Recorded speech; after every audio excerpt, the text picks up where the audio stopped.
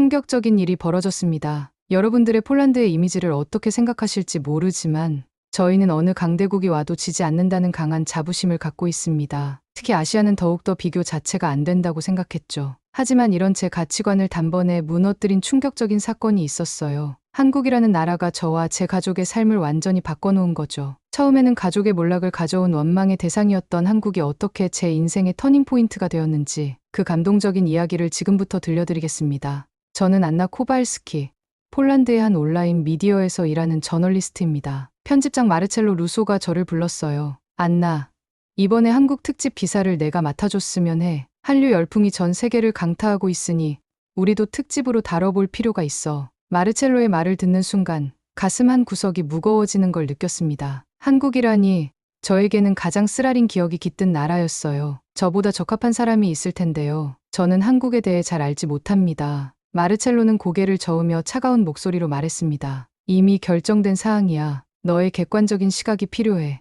2주 후 한국으로 출발하게 될 거야. 15년 전 아버지는 한국 기업과의 합작 사업에 모든 것을 걸었어요. 당시 저희 가족은 희망에 부풀어 있었지만 그 희망은 오래가지 못했죠. 사업은 실패로 끝났고 저희 가족은 모든 것을 잃었습니다. 아버지는 심각한 우울증에 빠졌고 가족은 해체 위기를 겪었어요. 그때부터 한국이란 단어만 들어도 가슴이 조여왔습니다. 특히 한 장의 사진이 눈에 들어왔습니다. 아버지가 한국 기업인들과 함께 계약서에 서명하는 장면이었어요. 아버지의 얼굴에 넘치던 희망과 기대, 그리고 그 뒤에 찾아온 절망을 생각하니 가슴이 아팠습니다. 전화기가 울렸어요. 발신자 표시를 보니 어머니였습니다. 안나, 어떻게 지내니? 잘 지내고 있어요, 어머니. 그런데 곧 한국에 가게 됐어요. 취재 때문에. 전화기 너머로 잠시 침묵이 흘렀어요. 어머니도 한국이란 단어가 우리 가족에게 어떤 의미인지 잘 알고 계셨죠. 이번 기회에 과거의 아픔을 넘어서 보는 건 어떨까? 내 아버지도 이제는 그때의 일을 많이 받아들이고 있단다. 어머니의 말씀은 늘 현명했지만 이번만큼은 쉽게 동의할 수 없었습니다. 제 마음속 깊이 자리 잡은 한국에 대한 반감은 쉽게 사라지지 않을 것 같았어요. 다음 날 사무실에서 한국 관련 자료를 찾아보기 시작했습니다. 화려한 케이팝 영상, 세계적으로 인기 있는 드라마, 급성장하는 경제 지표. 그러나 이 모든 것이 저에게는 그저 허울 좋은 포장처럼 느껴졌어요. 표면적인 성공 이면에 숨겨진 어두운 면이 있을 거라 확신했습니다. 마르첼로가 다가와 어깨를 두드렸어요. 어떤 각도로 접근할 계획이지? 아직 정하지 못했어요. 솔직히 답했습니다. 객관적으로 접근하되 독자들의 흥미를 끌 수 있는 기사를 원해. 이해했지? 그의 말 속에 숨겨진 의도를 알 수 있었어요. 자극적인 기사를 원한다는 거죠. 아마도 그것이 제가 이 임무를 맡게 된 이유인 것 같았습니다. 제 마음속 편견이 그에게는 완벽한 도구였을 테니까요. 한국행 비행기표를 예약하며 이번 취재가 단순한 기사 작성 이상의 의미를 가질 것이라는 예감이 들었습니다. 어쩌면 과거와 직면하고 오랫동안 한국에 대한 감정을 재평가할 기회가 될지도 모르겠다는 생각이 들었어요. 하지만 동시에 두려움도 느꼈습니다. 과연 제가 공정한 시각으로 한국을 바라볼 수 있을까요? 아니면 아버지의 실패로 인한 상처가 제 판단을 흐리게 할까요? 인천국제공항에 도착한 순간 예상치 못한 감정의 파도가 밀려왔습니다. 처음 밟는 한국 땅인데도 마치 오래전부터 알고 있던 곳 같은 이상한 친숙함이 느껴졌어요. 공항은 깨끗하고 체계적으로 운영되고 있었고 첨단 기술이 곳곳에 적용되어 있었습니다. 하지만 제 마음속에는 여전히 경계심이 가득했죠. 서울 시내 호텔에 짐을 풀고 창문을 열자 현대적인 건물들과 전통 건축물이 공존하는 도시 풍경이 펼쳐졌습니다. 첫 취재 일정은 강남 지역의 K-팝 엔터테인먼트 회사 방문이었어요. 화려한 건물 외관만큼이나 내부도 세련되고 최신식 시설로 가득했습니다. 그곳에서 만난 연습생들은 하루에 12시간 이상 연습한다고 했죠. 그들의 열정은 분명 인상적이었지만 저는 그 이면의 압박과 스트레스에 주목했어요. 연습생들이 이렇게 강도 높은 훈련을 받는 것이 건강에 해롭지 않나요? 담당자에게 다소 도발적인 질문을 던졌습니다. 담당자는 미소를 지으며 대답했어요. 열정이 있기에 가능한 일입니다. 물론 연습생들의 건강과 심리 상태를 위한 프로그램도 운영하고 있어요. 그의 대답이 너무 준비된 것 같아 의심이 들었습니다. 이어서 방문한 드라마 촬영 현장에서도 비슷한 인상을 받았어요. 표면적으로는 모든 것이 완벽해 보였지만 제 눈에는 그저 철저히 계산된 비즈니스로만 느껴졌습니다. 저녁에는 현지 가이드 지민을 만났어요. 지민은 한국 문화에 관심 있는 외국인들을 위한 문화해설사로 일하고 있었습니다. 안나 씨, 내일은 어떤 곳을 방문하고 싶으세요? 실제 한국인들의 일상을 볼 수 있는 곳이면 좋겠어요. 관광객이 아닌 저널리스트로서 보고 싶습니다. 지민은 밝게 웃으며 고개를 끄덕였죠. 그렇다면 내일은 지역시장과 대학가를 방문해보는 건 어떨까요? 다음 날 지민과 함께 방문한 전통시장은 활기찼어요. 상인들의 호객 소리와 다양한 음식 냄새가 뒤섞인 곳이었습니다. 지민이 소개해준 길거리 음식을 먹으며 잠시 방심했던 것 같아요. 처음으로 한국에 대한 마음이 조금 누그러지는 걸 느꼈죠. 맛있지요? 이런 소소한 즐거움이 한국인들의 일상이에요. 지민의 말에 고개를 끄덕였습니다. 하지만 곧 제 자신을 다잡았어요. 객관적으로 봐야 해, 안나. 감정에 휘둘리지 마. 대학가에서 만난 학생들은 치열한 경쟁 속에서도 자신의 꿈을 향해 노력하는 모습이었습니다. 그들과 대화하며 한국 사회의 압박감과 성취욕에 대해 들었어요. 한 학생은 때로는 숨이 막히지만 우리는 항상 더 나은 미래를 위해 노력해요라고 말했습니다. 그 순간 아버지가 사업에 모든 것을 걸었던 모습이 떠올랐어. 일주일간의 취재를 마치고 호텔 방에서 기사를 쓰기 시작했습니다. 키보드를 두드리는 손가락은 점점 빨라졌고 한국에 대한 제 내면의 부정적 감정이 모두 글자로 쏟아져 나왔어요. 화려한 외관 뒤에 숨겨진 한국의 이중성, 제목부터 자극적이었습니다. K-팝 산업의 비인간적인 연습 시스템, 드라마 속 비현실적인 삶의 묘사, 경제 성장의 그림자에 가려진 사회적 불평등, 모든 부정적인 측면만을 강조했어요. 글을 쓰면서도 제가 객관성을 잃고 있다는 것을 알았지만 오랫동안 쌓아온 감정을 억누를 수 없었습니다. 기사를 편집실에 보내고 마르첼로에게서 답장이 왔어요. 완벽해. 이거야말로 독자들이 원하는 관점이야. 내일 바로 게재하겠어. 그의 흥분된 반응에 오히려 불안함이 커졌습니다. 과연 제가 한 일이 옳은 것일까? 하지만 이미 돌이킬 수 없었어요. 다음 날 아침 제 기사는 폴란드에서 가장 큰 온라인 미디어 사이트의 메인 페이지를 장식했습니다. 댓글은 폭발적으로 달렸고 소셜 미디어에서도 빠르게 확산되었어요. 대부분의 폴란드 독자들은 제 기사에 호응했지만 한국인들과 한류 팬들의 반응은 달랐습니다. 이것은 취재가 아니라 편견에 가득 찬 글이다. 한국의 한 면만 보고 전체를 판단하는 것은 불공정하다. 댓글을 읽을수록 마음이 무거워졌어요. 이 기사가 단순한 비평을 넘어 두 나라의 관계에 영향을 미칠 수도 있다는 생각이 들었습니다. 그때 지민에게서 전화가 왔어요. 안나 씨, 기사 읽었어요. 정말 그렇게 생각하시나요? 지민의 목소리에서 실망감이 느껴졌습니다. 갑자기 죄책감이 밀려왔지만 쉽게 인정할 수 없었어요. 저는 제가 본 것을 썼을 뿐이에요. 기사가 게재된 지 3일째, 상황은 제가 예상했던 것보다 훨씬 심각해졌습니다. 한국 언론에서도 제 기사를 번역해 보도했고 소셜미디어에서는 해시태그 샵불공정한 폴란드 기자가 트렌드에 올랐어요. 하루에도 수백 개의 비판 댓글이 달렸고 심지어 죽음의 위협까지 받았습니다. 호텔 방에 갇혀 창문 커튼을 닫은 채 지내는 날이 늘어갔죠. 안나, 잘했어. 우리 사이트 트래픽이 200% 증가했어. 마르첼로의 목소리에는 기쁨이 가득했습니다. 그러나 저는 전혀 기쁘지 않았어요. 사람들의 분노를 이용해 트래픽을 올린다는 것이 갑자기 너무 비윤리적으로 느껴졌습니다. 더 충격적인 소식은 다음 날 아침에 들려왔어요. 폴란드와 한국 간의 중요한 문화 교류 프로젝트가 무기한 연기되었다는 발표였습니다. 공식적인 이유는 일정 조율이었지만 내부 소식통에 따르면 제 기사가 직접적인 원인이었다고 해요. 몇 년간 준비해온 프로젝트가 제 글 하나로 인해 중단될 위기에 처한 것입니다. 어떻게 이런 일이 창밖을 바라보며 중얼거렸습니다. 갑자기 숨이 막히는 것 같았어요. 제가 쓴 글의 영향력을 이제야 실감했습니다. 이것은 단순한 기사가 아니었어요. 양국 관계에 실질적인 영향을 미치는 행동이었죠. 지민에게 연락했지만 더 이상 전화를 받지 않았습니다. 대신 짧은 메시지만 남겼어요. 시간이 필요해요. 당신이 그렇게 생각하는 줄 몰랐어요. 호텔 방에서 나와 한강변을 걸었습니다. 많은 서울 시민들이 강변에서 휴식을 취하고 있었어요. 가족들, 연인들, 친구들,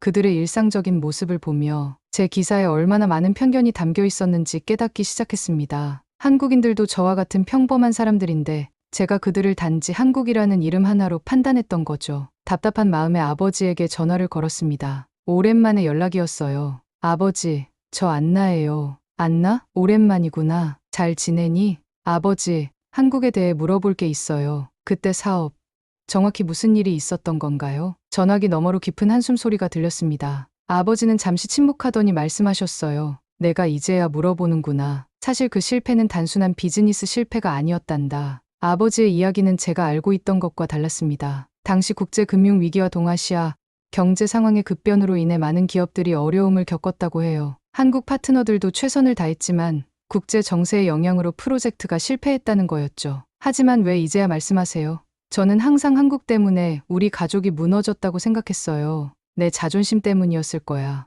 모든 책임을 외부에 돌리는 것이 더 쉬웠을지도 모르지. 하지만 시간이 지나며 깨달았단다. 그들도 피해자였고 우리 모두 당시 상황의 희생자였다는 것을. 아버지의 고백은 저를 혼란스럽게 했어요. 5년간 제 마음속에 자리 잡았던 한국에 대한 분노와 원망이 사실은 오해에서 비롯된 것이었습니다. 그렇다면 제 기사도 왜곡된 시각으로 쓰여진 것은 아닐까요? 호텔로 돌아와 컴퓨터를 켜고 제 기사를 다시 읽어보았습니다. 글자 하나하나에 제 개인적인 상처와 편견이 투영되어 있었어요. 객관적 사실보다는 감정에 기반한 해석이 대부분이었죠. 특히 한국 기업과 문화에 대한 부분은 거의 모든 문장이 부정적인 관점에서 쓰여져 있었습니다. 이게 진정한 저널리즘일까? 스스로에게 물었어요. 제가 그토록 중요하게 여겼던 객관성과 공정성은 어디로 사라진 걸까요? 그날 밤 오랜만에 깊은 생각에 잠겼습니다. 아버지의 이야기, 지민과의 만남, 기사로 인한 파장, 모든 것이 머릿속에서 맴돌았어요. 제 편견이 얼마나 많은 사람들에게 상처를 주었는지, 또한 그것이 양국 관계에 어떤 영향을 미쳤는지 생각하니 가슴이 아팠습니다. 창문을 열자 서울의 밤 풍경이 눈에 들어왔어요. 반짝이는 도시 불빛들, 한강을 따라 늘어선 건물들,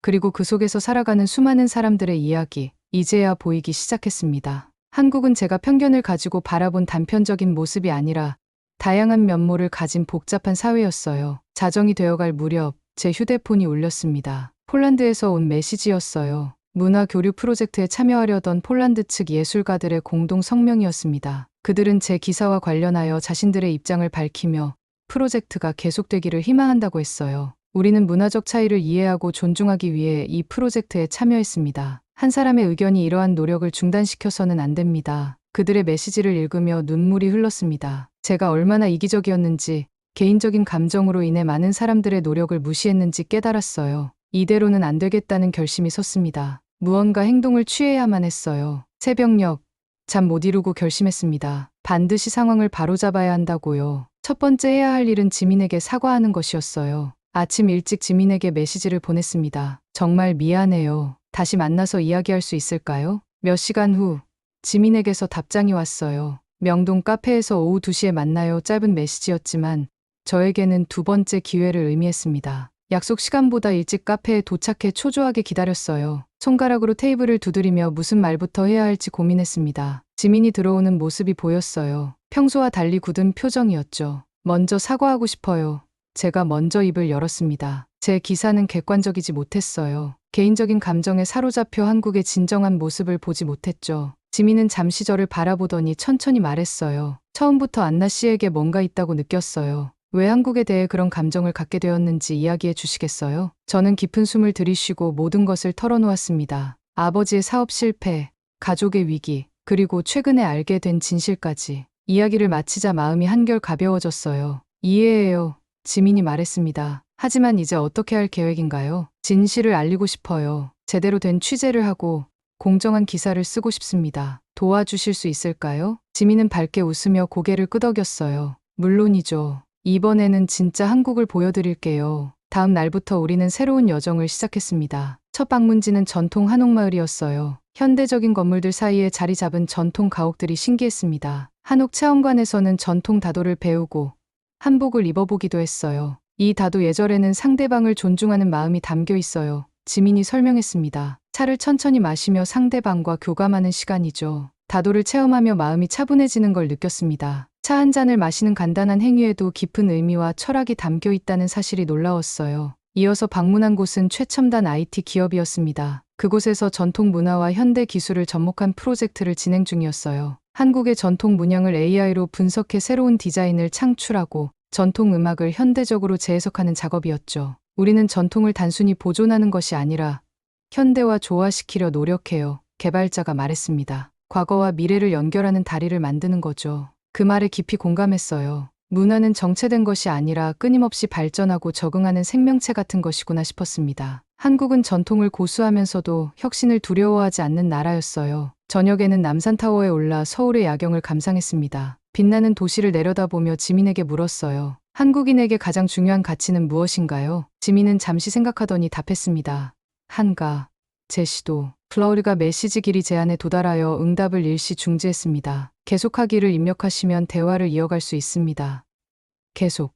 편집. 지민은 잠시 생각하더니 답했습니다. 한 가지로 정의하기는 어렵지만 정의라는 개념이 중요해요. 정은 사람 간의 깊은 유대감, 공감, 배려를 의미합니다. 한국 사회는 이 정을 바탕으로 움직이죠. 정이라는 단어가 마음에 와닿았습니다. 지금껏 제가 놓치고 있던 것이 바로 이것이었어요. 한국 문화의 표면만 보고 그 안에 담긴 정신과 가치를 보지 못했던 거죠. 다음 날은 지민의 가족을 만나는 시간이었습니다. 작은 아파트였지만 따뜻함이 느껴졌어요. 지민의 부모님은 저를 진심으로 환영해 주셨고 할머니는 직접 만든 김치를 건네주셨습니다. 한국 음식은 정성입니다. 지민의 어머니가 말씀하셨어요. 오랜 시간 기다리고 정성을 들여야 맛이 나죠. 함께 식사를 하며 가족의 이야기를 들었습니다. 지민의 할아버지는 한국 전쟁을 겪으셨고 폐허가 된 나라를 재건하는 과정에 참여하셨다고 해요. 그 이야기를 듣는 동안 한국의 눈부신 발전이 단순한 경제적 성공이 아니라 무수한 개인의 희생과 노력의 결실임을 깨달았습니다. 어려웠지만 포기하지 않았어요. 우리 모두가 더 나은 미래를 위해 함께 노력했죠. 지민의 할아버지의 말씀에 깊은 감동을 받았어요. 저녁 식사 후 지민의 가족들과 함께 한국 드라마를 시청했습니다. 처음에는 단순한 오락물로만 여겼던 드라마였지만 지민의 설명을 들으니 그 안에 담긴 사회적 메시지와 철학이 보이기 시작했어요. 가족의 소중함, 세대 간의 갈등, 전통과 현대의 충돌. 이 모든 주제가 재미있는 이야기 속에 자연스럽게 녹아 있었습니다. 한류 콘텐츠가 전 세계적으로 사랑받는 이유는 단순히 화려함 때문이 아니에요. 지민이 말했습니다. 보편적인 감정과 가치를 담아내면서도 한국만의 독특한 색채를 유지하기 때문이죠. 그날 밤 호텔로 돌아오는 길에 생각했습니다. 제가 얼마나 피상적으로 한국을 바라보았는지, 얼마나 많은 것을 놓치고 있었는지. 단 며칠 만에 제 시각은 완전히 바뀌었어요. 다음 날은 비가 내렸습니다. 지민과 함께 북촌 한옥마을의 작은 찻집에 앉아 창밖의 빗방울을 바라보았어요. 조용한 음악이 흐르는 가운데 지민에게 물었습니다. 한국인들은 왜 이렇게 열심히 살아가나요? 무엇이 그 원동력인가요? 지민은 따뜻한 차를 한 모금 마시고 대답했어요. 역사적으로 많은 어려움을 겪었지만 항상 다시 일어섰어요. 그 과정에서 할 수 있다는 믿음과 근면함이 우리의 정신에 깊이 새겨졌죠. 우리는 이것을 한강의 기적이라고 부르지만 사실은 기적이 아니라 수많은 사람들의 땀과 노력의 결실이에요. 그 말을 듣는 순간 머릿속에서 무언가가 맞물리는 느낌이 들었습니다. 제가 쓴 기사의 문제점이 명확해졌어요. 저는 한국의 성공을 단순한 운이나 계산된 전략으로만 바라보았습니다. 하지만 실제로는 수많은 개인들의 열정과 노력, 그리고 그들이 공유하는 가치가 있었던 거죠. 지민, 고마워요. 당신 덕분에 진짜 한국을 볼 수 있게 되었어요. 진심을 담아 말했습니다. 지민은 미소를 지으며 답했어요. 이제 무엇을 할 계획인가요? 깊은 숨을 들이쉬고 대답했습니다. 진실을 알리려고 합니다. 한국의 진짜 모습, 제가 경험한 것들을 새로운 기사로 쓸 거예요. 새로운 기사를 위한 취재는 더욱 진지하고 체계적으로 진행했습니다. 이번에는 지민의 도움을 받아 다양한 분야의 전문가들을 만나기로 했어요. 먼저 방문한 곳은 삼성전자 연구소였습니다. 최첨단 기술을 개발하는 연구원들과의 인터뷰는 매우 흥미로웠어요. 우리는 단순히 제품을 만드는 것이 아니라 미래를 그리고 있습니다. 수석 연구원 김준호는 자부심 넘치는 표정으로 말했죠. 매일 밤늦게까지 연구하는 이유는 우리의 기술이 세상을 더 나은 곳으로 만들 수 있다고 믿기 때문입니다. 연구소 내부를 둘러보며 놀라움을 감출 수 없었습니다. 인공지능, 반도체, 친환경 기술 등 다양한 분야에서 혁신적인 연구가 이루어지고 있었어요. 특히 인상적이었던 것은 연구원들의 열정과 집중력이었습니다. 그들에게 기술 개발은 단순한 직업이 아니라 사명과도 같았죠. 한국이 IT 강국이 된 비결이 뭐라고 생각하세요? 제가 물었습니다. 김 연구원은 잠시 생각하더니 대답했어요. 물론 정부의 지원과 기업의 투자도 중요했지만 가장 중요한 것은 사람입니다. 우리는 교육을 매우 중요하게 여기고 끊임없이 배우고 발전하려는 문화가 있죠. 실패를 두려워하지 않고 계속 도전하는 정신이 있습니다. 그의 말을 들으며 한국의 교육 시스템에 대해 더 알고 싶어졌어요. 다음 날 서울대학교를 방문했습니다. 캠퍼스는 활기찼고 도서관은 밤늦게까지 학생들로 가득했어요. 교육학과 박 교수와의 인터뷰에서 한국 교육의 장단점에 대해 들을 수 있었습니다. 한국 교육은 높은 성취도로 유명하지만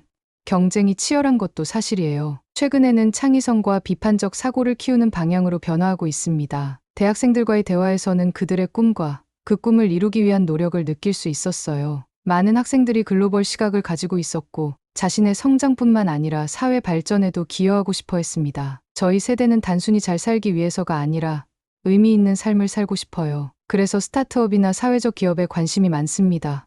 경영학과 학생 이민아의 말이 깊은 인상을 남겼어요. 다음으로 방문한 곳은 판교 테크노밸리였습니다. 수많은 스타트업과 IT 기업이 모여있는 이곳은 한국의 실리콘밸리라 불리고 있었어요. 스타트업 창업자 박지우는 자신의 회사를 자랑스럽게 소개했습니다. 5년 전에는 단 2명으로 시작했어요. 많은 어려움이 있었지만 포기하지 않았죠. 이제는 글로벌 시장에 진출하는 단계입니다. 창업자들의 이야기를 들으며 한국의 기업가 정신에 대해 더 깊이 이해하게 되었어요. 그들은 실패를 두려워하지 않고 끊임없이 혁신하며 글로벌 시장을 향해 나아가고 있었습니다. 취재의 마지막 날, 지민이 특별한 장소로 저를 안내했어요. 서울 외곽의 작은 마을, 그곳에는 한국 전쟁 이후 재건된 마을의 역사를 보여주는 박물관이 있었습니다. 이 마을은 전쟁 후 완전히 파괴되었어요. 하지만 주민들은 포기하지 않고 함께 마을을 재건했죠. 오늘날의 한국을 이해하려면 이런 역사적 배경을 알아야 합니다. 박물관에는 흑백 사진들이 전시되어 있었어요. 폐허 속에서도 희망을 잃지 않고 일어서는 사람들의 모습, 아이들에게 더 나은 미래를 물려주기 위해 밤낮 없이 일하는 부모들. 그 사진들을 보며 눈시울이 붉어졌습니다. 이것이 한국의 진정한 모습이군요. 어려움 속에서도 포기하지 않는 강인함, 더 나은 미래를 향한 끊임없는 노력. 지민은 고개를 끄덕였어요. 맞아요. 우리는 이것을 한강의 기적이라고 부르지만 실제로는 수백만 명의 평범한 사람들이 만든 이야기죠. 호텔로 돌아와 새로운 기사를 쓰기 시작했습니다. 이번에는 제 감정이나 편견이 아닌 직접 보고 들은 사실에 기반의 글을 써내려갔어요. 제목은 한국의 진정한 힘 기술과 문화의 조화로 정했습니다. 기사에서는 한국의 기술적 성취뿐만 아니라 그 이면에 있는 사람들의 이야기, 문화적 배경, 그리고 사회적 가치에 대해 깊이 다루었어요. K-팝과 드라마가 세계적으로 인기를 끄는 이유, 한국 기업들이 글로벌 시장에서 성공하는 비결, 그리고 이 모든 것을 가능하게 한 한국인들의 정신과 가치관에 대해 진솔하게 썼습니다. 특히 정의 문화, 공동체 의식, 그리고 끊임없는 도전 정신에 대해 강조했어요. 이러한 가치들이 어떻게 현대 한국 사회를 형성했는지, 그리고 왜 세계가 한국의 콘텐츠와 제품에 매료되는지에 대한 제 생각을 담았습니다. 글을 마무리하며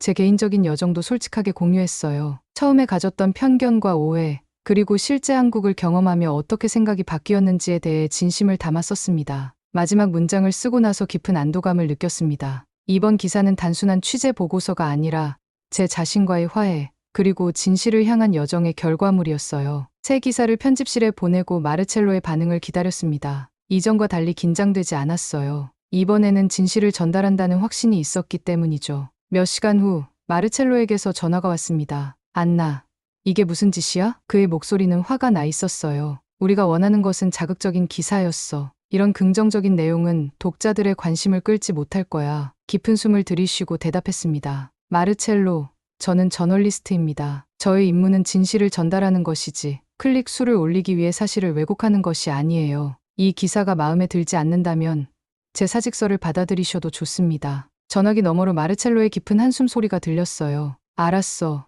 내 뜻대로 해. 하지만 이 기사로 인해 발생하는 모든 결과는 내가 책임져야 할 거야. 전화를 끊고 창밖을 바라보았습니다. 서울의 아침이 밝아오고 있었어요. 처음으로 마음이 가벼워지는 걸 느꼈습니다. 설령 직업을 잃게 되더라도 적어도 제 양심에는 부끄럽지 않은 선택이었으니까요. 그날 오후 새 기사가 온라인에 게재되었습니다. 처음에는 반응이 적었지만 시간이 지날수록 댓글과 공유가 늘어났어요. 한국인들은 제 솔직한 고백과 깊이 있는 관찰에 긍정적으로 반응했고 폴란드 독자들도 새로운 시각에 흥미를 보였습니다. 지민에게서 축하 메시지가 왔어요. 멋진 기사였어요.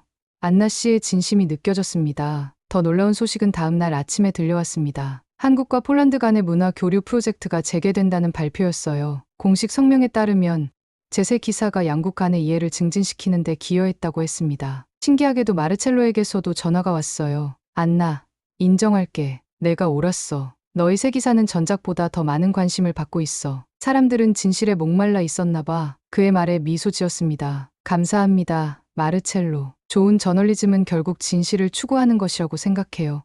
기사 발표 일주일 후 한국문화체육관광부에서 연락이 왔습니다. 그들은 제 기사가 한국에 대한 국제적 인식을 개선하는 데 기여했다며 한국 폴란드 문화 교류 행사에 저를 초청한다고 했어요. 처음에는 믿기 어려웠지만 이것이 제 새로운 여정의 시작이라는 것을 곧 깨달았습니다. 행사 준비를 위해 주한 폴란드 대사관을 방문했습니다. 문화 담당 외교관 마레크는 제 기사에 깊은 인상을 받았다고 말했어요. 당신의 글은 단순한 기사가 아닙니다. 안나, 그것은 두 문화 간의 다리입니다. 우리는 이러한 진솔한 교류가 더 필요해요. 마레크와 대화하며 문화 교류의 중요성에 대해 더 깊이 이해하게 되었습니다. 서로 다른 문화 간의 이해와 존중은 단순히 관광이나 상업적 교류를 넘어 진정한 평화와 협력의 기반이 된다는 것을 깨달았어요. 문화 교류 행사 당일 서울 광장에는 수많은 사람들이 모였습니다. 폴란드와 한국의 전통 공연, 현대 예술 전시, 그리고 음식 축제까지 다양한 프로그램이 준비되어 있었어요. 행사장을 둘러보며 사람들의 즐거운 표정을 보니 가슴이 뭉클해졌습니다. 사회자가 제 이름을 호명했어요. 긴장된 마음으로 무대 위로 올라갔습니다. 관중들 앞에 서니 갑자기 모든 것이 비현실적으로 느껴졌어요. 불과 몇 주 전만 해도 저는 한국에 대한 편견으로 가득 찬 사람이었는데 이제는 양국 문화 교류의 상징적인 인물이 되어 있었습니다. 마이크를 잡고 깊은 숨을 들이쉬었어요. 안녕하세요. 서툰 한국어로 인사했습니다. 청중들의 따뜻한 박수에 용기를 얻어 이야기를 시작했어요. 저는 편견을 가지고 이곳에 왔습니다. 하지만 한국인들의 따뜻함과 열정, 그리고 끊임없는 도전 정신을 경험하며 제 시각이 완전히 바뀌었습니다. 문화는 우리를 나누는 것이 아니라 오히려 연결하는 힘을 가지고 있어요. 서로의 차이를 존중하고 배우며 함께 성장해 나갈 수 있다고 믿습니다. 제 이야기가 끝나자 뜨거운 박수가 이어졌어요. 무대에서 내려와 지민을 포함한 많은 한국인들이 제게 감사의 인사를 전했습니다. 그들의 진심 어린 반응에 감동받았어요. 그날 밤 호텔 방에서 어머니에게 전화를 걸었습니다. 어머니, 정말 놀라운 일이 일어났어요. 제가 한국과 폴란드의 문화 교류에 기여하게 되었어요. 정말 자랑스럽구나, 안나. 내 아버지도 분명 그렇게 생각할 거야. 어머니의 말씀을 듣고 문득 아버지가 생각났습니다. 아버지에게도 전화를 걸었어요. 아버지, 저예요. 그동안 한국에 대해 많은 것을 배웠어요. 이제야 아버지의 마음을 조금 이해할 수 있을 것 같아요. 아버지의 목소리가 떨리는 것이 느껴졌습니다. 안나, 넌 항상 내 자랑이었단다. 내가 과거의 아픔을 넘어 새로운 길을 찾아가는 모습이 정말 기쁘구나. 전화를 끊고 창밖의 서울 야경을 바라보았습니다. 이 도시, 이 나라가 이제는 전혀 다르게 느껴졌어요. 더 이상 두려움과 편견의 대상이 아니라 배움과 성장의 장소가 되었습니다. 한국과의 만남은 제 인생의 전환점이 되었고, 이제 저는 두 문화 사이의 다리가 되어 새로운 여정을 시작하게 되었습니다. 문화 교류 행사 이후 저는 한국에 조금 더 머물기로 결정했습니다. 이제는 단순한 취재가 아니라 한국의 철학과 가치관을 더 깊이 이해하고 싶어졌어요. 지민은 기꺼이 제 가이드가 되어 주었고, 우리는 한국의 다양한 측면을 탐험하기 시작했습니다. 첫 번째로 방문한 곳은 전통 사찰이었어요. 고요한 산속에 자리 잡은 천년된 절은 현대 도시의 분주함과는 완전히 다른 세계였습니다. 절에 머무는 동안 새벽 예불에 참여하고 명상을 배웠어요. 고요 속에서 내면의 소리에 귀 기울이는 시간이었죠. 한국 불교는 실천을 중요시해요. 주지스님이 말씀하셨습니다. 깨달음은 멀리 있는 것이 아니라 일상 속에서 찾을 수 있는 것이죠. 스님의 말씀이 마음에 깊이 와닿았습니다. 제가 찾던 답은 어쩌면 거창한 이론이나 화려한 성공 스토리가 아니라 평범한 일상 속에 있는 것인지도 몰라요. 절에서 내려와 다음으로 방문한 곳은 전통 한옥학교였습니다. 그곳에서는 예절, 다도, 전통 음식 만들기 등을 가르치고 있었어요. 예절 수업에 참여하며 한국의 정과 예의 개념에 대해 배웠습니다. 예는 단순한 형식이 아니에요. 선생님이 설명하셨죠. 그것은 상대방을 존중하고 배려하는 마음의 표현입니다. 정성을 다해 상대를 대하는 것, 그것이 예의 본질이지요. 수업을 듣는 동안 제 마음속에 변화가 일어나고 있음을 느꼈어요. 무언가를 할 때 형식적으로 하는 것이 아니라 진심과 정성을 담아 하는 것의 중요성을 이해하게 되었습니다. 이것은 저널리즘에도 적용될 수 있는 가치였어요. 단순히 기사를 쓰는 것이 아니라 진실과 정성을 담아 독자들과 소통하는 것이 진정한 저널리스트의 자세라는 생각이 들었습니다. 지민과 함께 방문한 다음 장소는 현대미술관이었어요. 그곳에서는 전통과 현대가 융합된 작품들을 볼 수 있었습니다. 특히 인상적이었던 것은 한국의 전통 문양과 현대 디지털 기술을 결합한 인터랙티브 설치 작품. 한국 예술의 특징은 조화와 균형이에요. 큐레이터가 설명했습니다. 전통을 완전히 버리지 않으면서도 새로운 것을 받아들이는 유연함이 있죠. 이 말이 한국 사회 전체를 설명하는 것 같았어요. 급격한 변화 속에서도 자신들의 정체성과 가치를 잃지 않으려는 노력, 그것이 한국의 진정한 힘이 아닐까 생각했습니다. 저녁에는 지민의 소개로 한국의 젊은 작가들과 만남의 시간을 가졌어요. 그들은 세계화 시대의 한국적 정체성을 어떻게 유지하고 발전시켜 나갈지에 대한 열띤 토론을 벌였습니다. 그 과정에서 정의 문화가 현대 사회에서 어떤 의미를 가지는지에 대해 깊이 생각해보게 되었어요. 정은 우리의 DNA에 새겨진 것 같아요. 소설가 김연수가 말했습니다. 빠른 변화 속에서도 우리를 묶어주는 끈이죠. 그것이 우리 사회가 급격한 정은 우리의 DNA에 새겨진 것 같아요. 소설가 김현수가 말했습니다. 빠른 변화 속에서도 우리를 묶어주는 끈이죠. 그것이 우리 사회가 급격한 변화 속에서도 무너지지 않는 비결이라고 생각합니다. 다음 날은 한강변의 작은 카페에서 지민과 차를 마시며 지난 몇 주간의 경험에 대해 이야기했어요. 창밖으로 보이는 한강을 바라보며 물었습니다. 이 강은 한국 현대사의 상징 같아요. 한강의 기적이라는 표현도 있잖아요. 한국인들에게 한강은 어떤 의미인가요? 지민은 잠시 생각하더니 대답했습니다. 한강은 우리에게 많은 의미가 있어요. 고난과 극복의 상징이기도 하고 끊임없이 흐르는 발전의 상징이기도 합니다. 무엇보다 한강은 서울 시민들의 일상이에요. 매일 바라보고 그 옆에서 걷고 함께 호흡하는 존재죠. 한강을 바라보며 생각했습니다. 물은 부드럽지만 끊임없이 흐르면서 결국 단단한 바위도 깎아내는 힘이 있죠. 한국인들의 정신도 이와 비슷한 것 같았어요. 부드럽고 유연하지만 결코 포기하지 않는 강인함이 있었습니다. 안나 씨는 한국에서 어떤 것을 배웠나요? 지민이 문득 물었어요. 깊은 숨을 들이쉬고 대답했습니다. 아마도 정과 끈기일 것 같아요. 그리고 전통과 현대의 조화, 공동체 의식.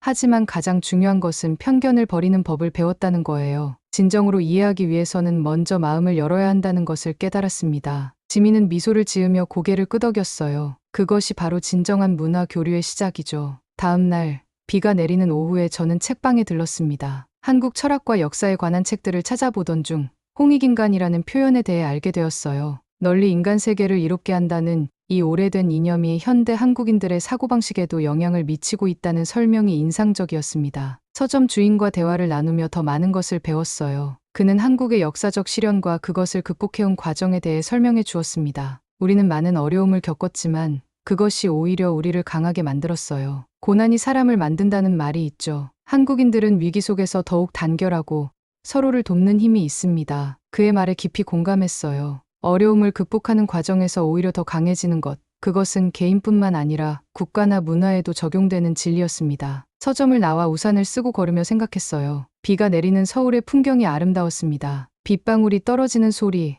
물웅덩이에 비치는 네온사인, 우산을 든 사람들의 발걸음, 이 모든 것이 하나의 그림처럼 조화롭게 느껴졌어요. 문득 제 자신이 많이 변했다는 것을 깨달았습니다. 한국에 처음 왔을 때는 모든 것을 비판적으로, 때로는 적대적으로 바라보았어요. 하지만 이제는 같은 풍경을 보더라도 그 안에서 아름다움과 의미를 찾을 수 있게 되었습니다. 이것이 바로 진정한 성장이 아닐까요? 호텔로 돌아와 노트북을 열고 일기를 쓰기 시작했어요. 이번에는 기사가 아니라 온전히 제 자신을 위한 기록이었습니다. 오늘 나는 비 내리는 서울을 걸으며 깨달았다. 세상을 바라보는 방식은 결국 나 자신에게 달려있다는 것을. 같은 현실이라도 어떤 마음으로 바라보느냐에 따라 전혀 다른 세계가 펼쳐진다. 한국은 나에게 단순한 취재 대상이 아니라 자신을 돌아보는 거울이 되었다. 일기를 쓰며 눈물이 흘렀습니다. 그것은 슬픔의 눈물이 아니라 깨달음과 해방의 눈물이었어요. 오랫동안 제 마음을 짓누르던 무거운 짐을 내려놓는 것 같았습니다. 다음 날 지민의 가족과 함께 한국 전통 음식을 만들어보는 시간을 가졌어요. 김치를 담그고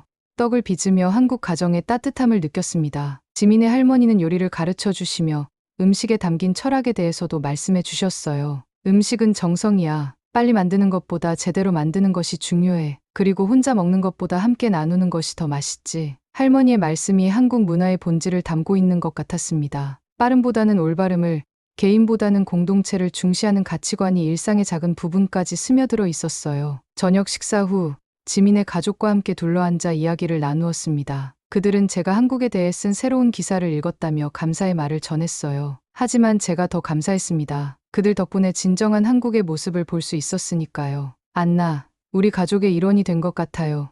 지민의 어머니가 따뜻하게 말씀하셨습니다. 그 말에 가슴이 뭉클해졌어요. 정이라는 것이 이런 것이구나 싶었습니다. 혈연이나 국적을 넘어서는 인간적 유대감, 그것이 바로 진정한 정이 아닐까요? 한국에서의 마지막 날, 지민과 함께 남산타워에 올라 서울 전체를 내려다보았습니다. 도시 전체가 한 폭의 그림처럼 펼쳐져 있었어요. 고층 빌딩과 한옥, 한강과 산들, 모든 것이 조화롭게 어우러져 있었습니다. 지민, 정말 고마워요. 당신 덕분에 제 인생이 바뀌었어요. 지민은 미소 지으며 대답했습니다. 저도 안나 씨를 통해 많은 것을 배웠어요. 때로는 다른 사람의 눈을 통해 자신의 문화를 새롭게 볼 수 있거든요.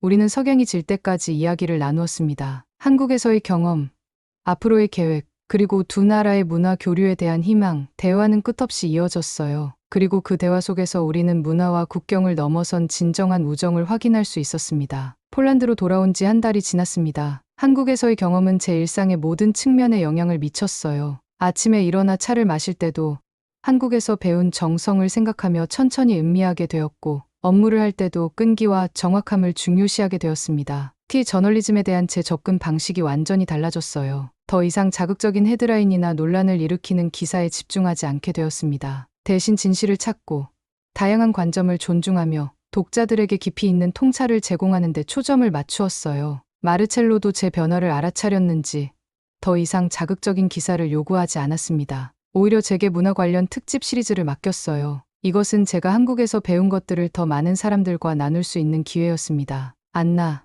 너의 글이 달라졌어. 더 깊어졌고 더 진실해졌어. 마르첼로의 칭찬이 기뻤습니다. 그는 여전히 냉소적인 편집장이었지만 저에 대한 시각이 변한 것 같았어요. 어느 날 오후 주폴란드 한국 대사관에서 연락이 왔습니다. 그들은 저를 한국-폴란드 문화교류재단의 홍보대사로 초청한다고 했어요. 처음에는 믿기 어려웠지만 곧 이것이 제가 가야 할 길임을 느꼈습니다. 저에게 이런 기회를 주셔서 감사합니다. 두 나라의 문화적 이해를 증진시키는 데 최선을 다하겠습니다. 기쁜 마음으로 수락했어요. 홍보대사로서의 첫 임무는 폴란드 대학들을 돌며 한국 문화에 대한 강연을 하는 것이었습니다. 바르샤바 대학에서의 첫 강연은 긴장되었지만 제 경험을 진솔하게 나누자 학생들의 반응이 뜨거웠어요. 처음에는 저도 한국에 대한 편견이 있었습니다. 솔직하게 고백했어요. 하지만 직접 경험하고 마음을 열자 전혀 다른 세계가 펼쳐졌습니다. 문화란 책으로만 배우는 것이 아니라 가슴으로 느끼고 경험하는 것이라고 생각합니다. 강연을 마치고 많은 학생들이 한국에 대해 더 알고 싶다며 질문을 쏟아냈습니다. 그들의 호기심과 열정을 보며 뿌듯함을 느꼈어요. 문화적 이해는 이렇게 한 사람의 마음에서 시작된다는 것을 깨달았습니다. 일주일 후 지민에게서 반가운 소식이 왔어요. 그녀가 폴란드를 방문하게 되었다는 내용이었습니다. 한국문화원에서 폴란드인들을 위한 한국 문화 프로그램을 기획하는 일을 맡게 되었다고 했어요. 우리는 다시 만나 서로의 나라에 대한 이해를 깊게 하는 프로젝트를 함께 할 수 있게 되었습니다. 지민을 공항에서 맞이하며 감격스러웠어요. 한국에서의 만남이 폴란드에서도 이어진다니 마치 운명 같았습니다. 잘 왔어요, 지민. 이제 제가 당신에게 폴란드를 소개할 차례네요. 지민은 밝게 웃으며 고개를 끄덕였습니다. 정말 기대돼요. 안나 씨의 시선으로 폴란드를 볼 수 있다니. 저는 지민에게 바르샤바의 역사적인 장소들, 폴란드의 전통 음식, 그리고 우리 문화의 독특한 측면들을 소개했어요. 지민은 모든 것에 진심으로 관심을 보였고 양국의 공통점과 차이점을 발견하며 흥미로워했습니다. 폴란드와 한국은 역사적으로 많은 시련을 겪었다는 공통점이 있네요. 지민이 말했어요. 그리고 그 경험이 국민성에 영향을 미친 것 같아요. 그녀의 통찰력에 감탄했습니다. 역사적 경험이 문화를 형성하는 방식, 그리고 서로 다른 문화 간에도 존재하는 보편적 가치, 우리의 대화는 문화 교류의 진정한 의미를 보여주었어요. 폴란드 체류 기간 동안 지민과 저는 한국 폴란드 문화 교류 프로그램을 기획했습니다. 양국의 음악, 미술, 문학, 음식을 소개하는 종합적인 프로그램이었어요. 특히 젊은 세대들이 서로의 문화를 경험하고 교류할 수 있는 기회를 많이 마련했습니다. 프로그램 준비 과정에서 저는 지민에게 제 가족도 소개했어요. 특히 아버지와 지민의 만남은 감동적이었습니다. 아버지는 과거 한국 기업과의 경험을 이야기하며 이제는 그 모든 것이 소중한 추억이 되었다고 말씀하셨어요. 결국 모든 경험은 우리를 성장시키는 밑거름이 되는 것 같아요. 아버지가 말씀하셨습니다. 나의 실패가 안나의 새로운 여정을 열어주었으니 이것도 일종의 축복이 아닐까? 아버지의 말씀에 눈시울이 붉어졌어요. 인생의 실패와 좌절까지도 포용하고 그 안에서 의미를 찾는 모습이 존경스러웠습니다. 어쩌면 이것이 진정한 지혜가 아닐까요? 문화 교류 프로그램은 대성공이었습니다. 폴란드 사람들은 한국 문화에 열광했고 한국에서도 폴란드에 대한 관심이 높아졌어요. 우리의 프로그램은 언론의 주목을 받았고 심지어 문화 다큐멘터리 제작팀에서 이 과정을 영상으로 담고 싶다는 제안까지 받았습니다. 다큐멘터리 제작자 마르틴은 저와 지민의 이야기에 깊은 관심을 보였어요. 당신들의 이야기는 단순한 문화 교류를 넘어선 인간적 성장과 화해의 여정입니다. 이것을 많은 사람들과 나누고 싶어요. 우리는 기꺼이 동의했고 다큐멘터리 촬영이 시작되었습니다. 한국과 폴란드 양국을 오가며 촬영이 진행되는 동안 저는 제 인생이 얼마나 놀랍게 변했는지 실감했어요. 불과 몇 개월 전만 해도 한국이라는 단어에 거부감을 느꼈던 제가 이제는 한국과 폴란드의 다리 역할을 하고 있다니. 다큐멘터리는 두 문화의 다리라는 제목으로 완성되어 양국의 TV 채널에서 방영되었습니다. 많은 시청자들이 감동했다는 반응을 보내왔어요. 특히 문화적 편견을 극복하고 진정한 이해에 도달하는 과정이 큰 공감을 얻었습니다. 방송 이후 저는 더 많은 초청을 받아 여러 나라에서 강연을 하게 되었어요. 문화 간 이해와 소통의 중요성, 그리고 개인의 편견을 극복하는 방법에 대해 이야기했습니다. 제 경험이 다른 이들에게 영감을 주는 것 같아 기뻤어요. 어느 날 마르첼로가 제 사무실을 찾아왔습니다. 그의 표정이 평소와 달리 진지했어요. 안나, 솔직히 말하마. 처음에 나는 너를 한국에 보낼 때 내가 부정적인 기사를 쓸 것이라고 예상했어. 그것이 더 많은 클릭을 가져올 테니까. 하지만 넌 나의 예상을 뒤엎었지. 그리고 그것이 오히려 더 큰 성공을 가져왔어. 진실과 진정성이 결국 승리한다는 걸 넌 증명했어. 마르첼로의 고백에 놀랐지만 동시에 감사했습니다. 그도 이 과정에서 무언가를 배운 것 같았어요. 우리 모두 성장했네요.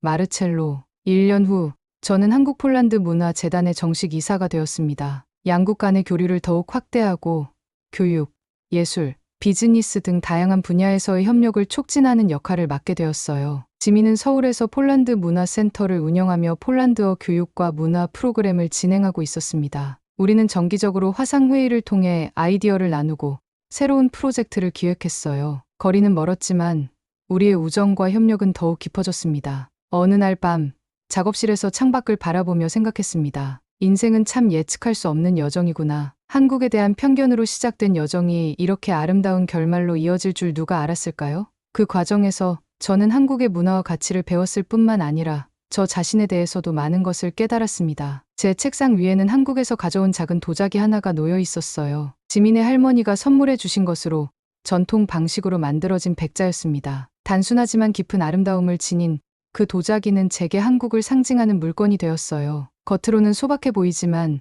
자세히 들여다보면 깊은 역사와 장인의 정신이 담겨 있는 것처럼 한국 문화도 표면적으로 볼 때와 깊이 이해할 때의 모습이 달랐습니다. 전화벨이 울렸습니다. 지민이었어요. 안나, 좋은 소식이 있어요. 우리의 다큐멘터리가 국제영화제에서 상을 받았대요. 기쁜 소식에 환호했습니다. 이것은 우리 둘만의 성공이 아니라 문화적 이해와 소통의 중요성을 인정받은 것이었어요. 축하해요, 지민. 우리가 함께 이루어낸 거예요. 전화를 끊고 다시 창밖을 바라보았습니다. 폴란드의 밤하늘은 한국의 밤하늘과 같았어요. 서로 다른 땅에서 같은 하늘을 바라보고 있다는 생각이 들었습니다. 결국 우리는 모두 같은 하늘 아래 살아가는 인간이 아닐까요? 문화와 언어, 역사는 다르지만 우리를 연결하는 인간적 가치는 보편적입니다. 이제 저는 두 문화 사이의 다리가 되어 더 많은 사람들이 서로를 이해하고 존중할 수 있도록 돕고 있습니다. 그리고 이 여정은 계속될 것입니다. 폴란드와 한국, 두 나라의 아름다운 만남이 세계 평화와 이해의 작은 씨앗이 되기를 희망하며